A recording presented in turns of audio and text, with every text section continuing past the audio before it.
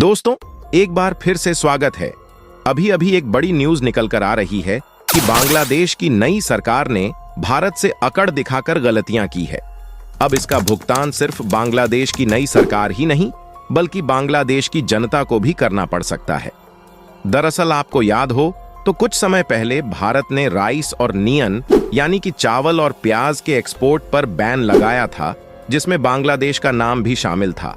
और अभी saintly sugar यानी कि चीनी के एक्सपोर्ट पर भी भारत की तरफ से बैन लगाया जा चुका है। और अब जाकर के एक और इम्पोर्टेंट प्रोडक्ट भारत की तरफ से लगभग रुक चुका है, जो कि बांग्लादेश में एक बड़े स्केल पर एक्सपोर्ट किया जाता था।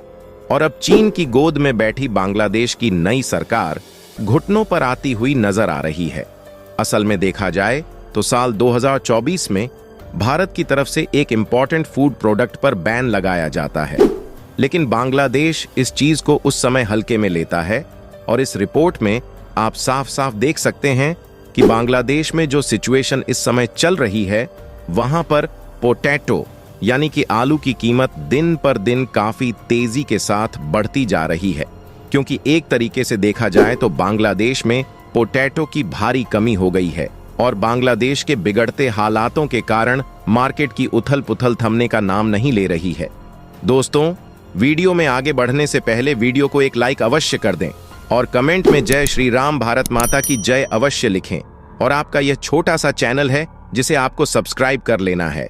दोस्तों, लाइक सब्सक्राइब करना यह आपके लिए 1 सेकंड का काम है, लेकिन इससे हमारी काफी मदद होती है।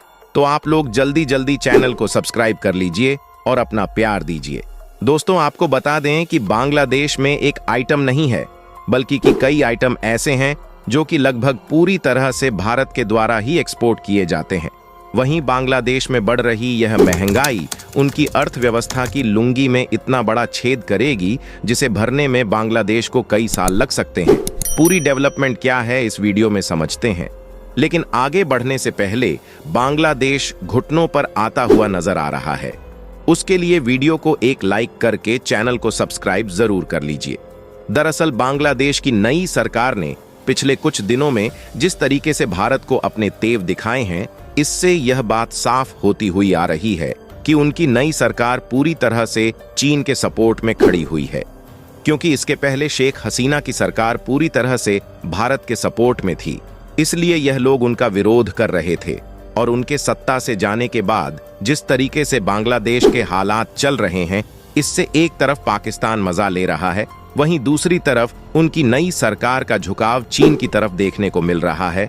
और यह भी हो सकता है कि चीन जो बार बार अपने नेवल बेस को बांग्लादेश में बनाने की कोशिश कर रहा है, उसमें भी चीन को कामयाबी मिल जाए। क्योंकि जब शेख हसीना सत्ता में थी तो उन्होंने चीन को इन मामलों में कई बार फटकार लगाई थी और उन्होंने चीन को सीधा कड़ा जवाब देते हुए बता दिया था कि वह जो भी इस तरीके की पार्टनरशिप करेगी वह भारत के साथ करेंगी। और उसमें चीन थोड़ा सा भी पैर नहीं मार पा रहा था।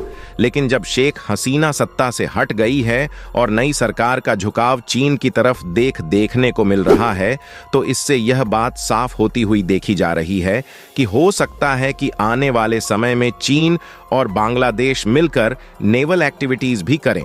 इसका अंदाजा द इकोनॉमिक टाइम्स की इस कटिंग को देख लगा सकते हैं, जो कि हाल ही में निकल कर आ रही है। और इसमें साफ साफ बताया जा रहा है कि बांग्लादेश के जो नए होम एडवाइजर हैं, उनका भारत के साथ कई बार ऑलरेडी टकराव हो चुका है। और इतना ही नहीं, बल्कि भारत एक तरफ जहां बांग्लादेश में अत्याचारों और उथल पुथल के हालातों को शांत करने की कोशिश कर रहा है, वहीं इसी बीच बांग्लादेश की बीएनपी विरोधी पार्टी, जो इस समय नई सरकार के रूप में सिलेक्ट की गई है, उनकी तरफ से फिर से एक बार मुद्दा गर्म किया जा चुका है। दरअसल हाल ही में खबर निकल कर आ रही है कि शेख हसीना, जो कि इस समय भारत में टिकी हुई है, उन पर बीएनपी पार्टी की तरफ से कई आरोप लगाया गया है। और शेख हसीना को भारत के द्वारा वापस बांग्लादेश में भेजने की बात कही जा रही है। हालांकि हालात जब तक शांत नहीं हो जाते तब तक भारत शेख हसीना को बांग्लादेश में नहीं भेज सकता। फिलहाल इन बातों से यह जाहिर हो रहा है कि बांग्लादेश की नई अंतरिम सरकार जानबूझकर भारत से रिलेशन को खराब करने पर तुली हुई है और चीन की ओर झुकती हुई देखी जा रही है। लेकिन जब बात आती है फूड सिक्योरिटी की, तो बांग्लादेश सबसे ज्यादा भारत के ऊपर डिपेंडेंट है। यहां तक कि कुछ हद तक इंपोर्ट और एक्सपोर्ट सेक्टर बांग्लादेश का भारत द्वारा मैनेज किया जाता है। और फूड को लेकर देखा जाए तो भारत बांग्लादेश का एक बहुत ही बड़ा ट्रेडिंग पार्टनर है, जिसमें बांग्लादेश को दाल, गेहूं, चावल, शुगर, ओनियन और पोटैटो के साथ साथ मसाले, फल और सब्जियां एक्सपोर्ट की जाती है। लेकिन आपको जानकर हैरानी होगी कि एक समय था जब बांग्लादेश पोटैटो का काफी अच्छा प्रोड्यूसर देश माना जाता था और वह दूसरे देशों में एक्सपोर्ट भी करता था। लेकिन पिछले कुछ सालों से बांग्लादेश की उथल पुथल उनकी अर्थव्यवस्था को काफी ज्यादा नुकसान पहुंचाया है, जिससे बांग्लादेश में पोटैटो का प्रोडक्शन दिन पर दिन घटता जा रहा है।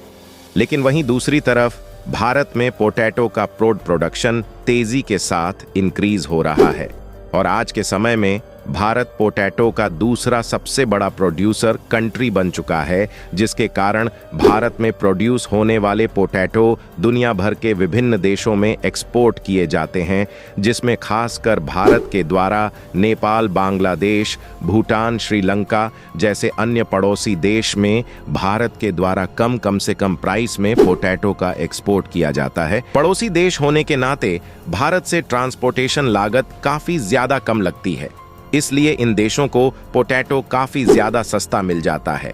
और इतना ही नहीं, बल्कि भारत में इतनी ज्यादा क्वांटिटी के साथ पोटैटो का प्रोडक्शन होता है कि सऊदी अरब, इंडोनेशिया जैसे देशों के साथ साथ जापान और अमेरिका जैसे विकसित देश भी भारत से ही पोटैटो को खरीदते हैं और भारत दुनिया की कुल पोटैटो का 10% हिस्सा अकेले एक्सपोर्ट करता है।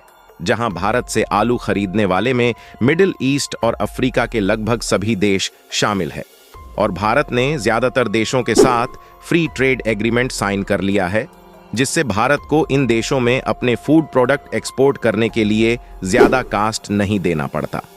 वैसे भी भारत का जो टोटल एक्सपोर्ट होता है उसमें का एक बहुत छोटा हिस्सा ही बांग्लादेश में एक्सपोर्ट होता है, लेकिन ना इससे बांग्लादेश की काफी ज्यादा मदद हो जाती है। आपको बता दें कि बांग्लादेश में आलू की कीमत इतनी ज्यादा बढ़ चुकी है कि वहां की जनता इस समय पूरी तरह से परेशान है, क्योंकि बांग्लादेश की बाजार में आलू की कीमत लगभग 2 गुनी हो चुकी है और वहां की मार्केट में पोटैटो, ओनियन की कमी देखने को मिल रही है। वैसे देखा जाए तो इसके पहले अब तक बांग्लादेश में भारत से एक्सपोर्ट होने वाली पोटैटो पर 3 बार बैन लगाया जा चुका है, जिसमें मेन साल 2014, 2007 और फिर 2020 में बैन लगाया गया था। लेकिन बांग्लादेश की तरफ से रिक्वेस्ट करने के बाद भारत ने इनको पोटैटो की सप्लाई चालू की थी। लेकिन बांग्लादेश के इन हालातों के कारण भारत की तरफ से पोटैटो के साथ अन्य सभी फूड प्रोडक्ट का एक्सपोर्ट बहुत ही कम हो चुका है। और वहीं दूसरी तरफ यूरोपीय यूनियन के इटली और जर्मनी जैसे लगभग सभी देशों में इंडियन पोटैटो की डिमांड बढ़ रही है और भारत का एक्सपोर्ट भी इंक्रीज हो रहा है, क्योंकि भारतीय पोटैटो की क्वालिटी अच्छी और दूसरे देशों की अपेक्षा सस्ती होने के कारण यूरोपीय देश भारत से ही पोटैटो को खरीदना पसंद कर रहे हैं। बाकी इन हालातों के बीच यदि बांग्लादेश के साथ भारत के रिलेशन खराब भी होते हैं और भारत से पोटैटो एक्सपोर्ट पूरी तरह से बंद हो जाता है, तब भी भारत के फूड सिक्योरिटी पर कोई भी असर नहीं पड़ेगा। और आप लोगों को क्या लगता है कि बांग्लादेश के हालात जिस तरह से बिगड़ रहे हैं, इनकी इकोनॉमिक्स दोबारा से सुधरेगी और भारत के साथ उनके रिलेशन मजबूत हो पाएंगे या नहीं? अपनी राय कमेंट में जरूर बताएं और इस वीडियो को लाइक करके अपने दोस्तों तक शेयर जरूर करें ताकि उन्हें भी जानने को मिल सके। साथ ही चैनल को सब्सक्राइब करें। दोस्तों, मिलते हैं नेक्स्ट इंटरेस्टिंग वीडियो में। तब तक के लिए जय हिंद।